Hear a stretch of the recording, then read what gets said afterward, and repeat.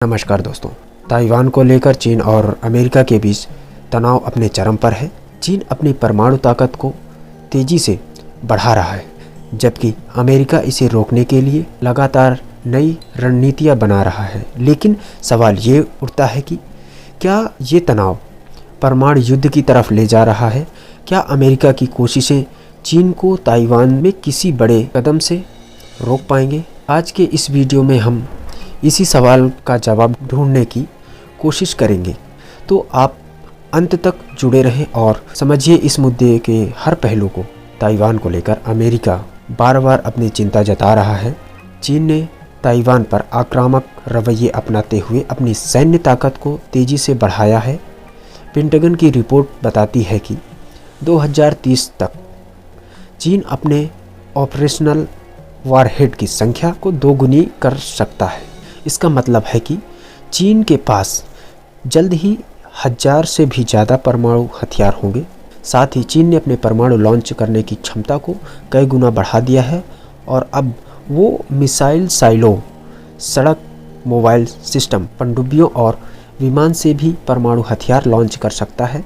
ये न केवल ताइवान बल्कि पूरे एशिया और अमेरिका के लिए एक बड़ी चुनौती है। चीन की इस बढ़ती ताकत को जवाब देने के लिए अमेरिका ने भी अपनी परमाणु रणनीति पर काम शुरू कर दिया है। वाशिंगटन डीसी में हाल ही में वॉर गेम्स आयोजित किए गए।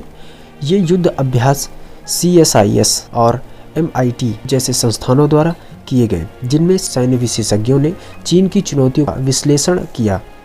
वॉर गेम्स क्या होता है? ये एक तरह का अभ्यास है जिसमें कंप्यूटर मॉडल और गेम बोर्ड की मदद से युद्ध की स्थिति का आकलन किया जाता है। इसमें यह देखा जाता है कि अमेरिका को चीन की परमाणु रणनीति का जवाब कैसे देना चाहिए। लेकिन इन अभ्यासों से जो निष्कर्ष निकला वो चौंका देने वाला है। रिपोर्ट कहती है कि अमेरिका की नई परमाणु तैनाती चीन को ताइवान में हमले से रोकने में कारगर नहीं होगी।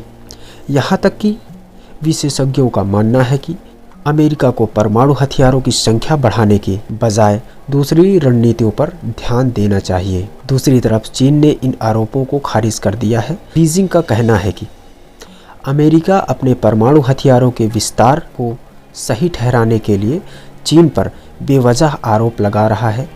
चीन का दबाव है कि उसका परमाणु कार्यक्रम केवल अपनी सुरक्षा ज़रूरतों के लिए है।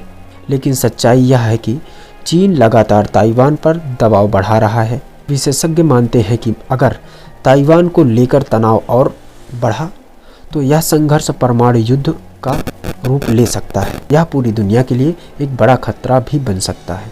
तो सवाल ये उठता है कि क्या इस तनाव को कम करने का कोई रास्ता है? विशेषज्ञों ने सुझाव दिया है कि अमेरिका को अकेले काम करने के बजाय अपने सहयोगी देशों के साथ मिलकर रणनीति बनानी चाहिए। उन्हें ऐसी कूटनीति अपनानी होगी जो चीन को ताइवान पर परमाणु हथियारों का इस्तेमाल करने से रोक सके। ज़रूरत इस बात की भी है कि ताइवान संकट को हल करने के लिए बातचीत और रियायतों पर जोर दिया जाए। साथ ही यह भी ज़रूरी है कि दुनिया के बड़े देश मिलकर इस तरह के तनाव को कम करने का प्रयास करें, क्योंकि अगर ये संघर्ष और बढ़ा तो इसका असर सिर्फ अमेरिका और चीन पर नहीं बल्कि पूरी दुनिया पर पड़ेगा। तो दोस्तों, ताइवान को लेकर अमेरिका और चीन के बीच का ये तनाव क्या परमाणु युद्ध की ओर बढ़ सकता है? क्या अमेरिका अपनी नई रणनीतियों से चीन को रोक पाएगा या ताइवान अपने आने वाले समय में एक बड़ा युद्ध क्षेत्र बन जाएगा? आपकी इस पर क्या राय है? हमें कमेंट करके ज़रूर बताएं। धन्यवाद। वीडियो को लाइक, चैनल को सब्सक्राइब करना ना भूलें।